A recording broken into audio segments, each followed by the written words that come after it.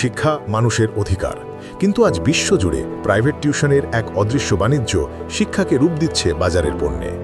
বাংলাদেশেই নয়, ভারত, পাকিস্তান, চীন, দক্ষিণ কোরিয়া, জাপান, মিশর, নাইজেরিয়া, এমনকি ইউরোপের গ্রিস ও যুক্তরাজ্য পর্যন্ত প্রাইভেট টিউশন এখন ব্যাপকভাবে প্রচলিত।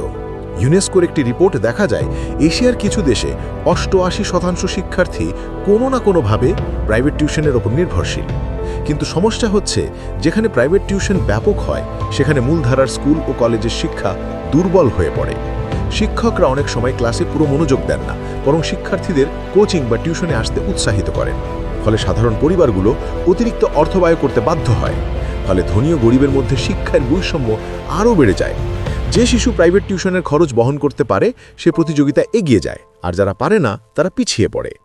বাংলাদেশের মতো স্বল্পোন্নত দেশে এই প্রবণতা ভবিষ্যতে আরও বড় সংকট তৈরি করতে পারে। প্রথমত, শিক্ষায় বৈষম্য বাড়তে থাকবে, ফলে দরিদ্র পরিবারের সন্তানরা উচ্চশিক্ষা ও চাকরির প্রতিযোগিতা থেকে বাদ পড়বে। দ্বিতীয়ত, শিক্ষার্থীরা জ্ঞান অর্জনের চেয়ে পরীক্ষার নম্বর ও সার্টিফিকেটের পেছনে ছুটবে। তৃতীয়ত, দক্ষ মানব সম্পদ তৈরি না হওয়ায় দেশ অর্থনৈতিক উন্নয়নে পিছিয়ে পড়বে।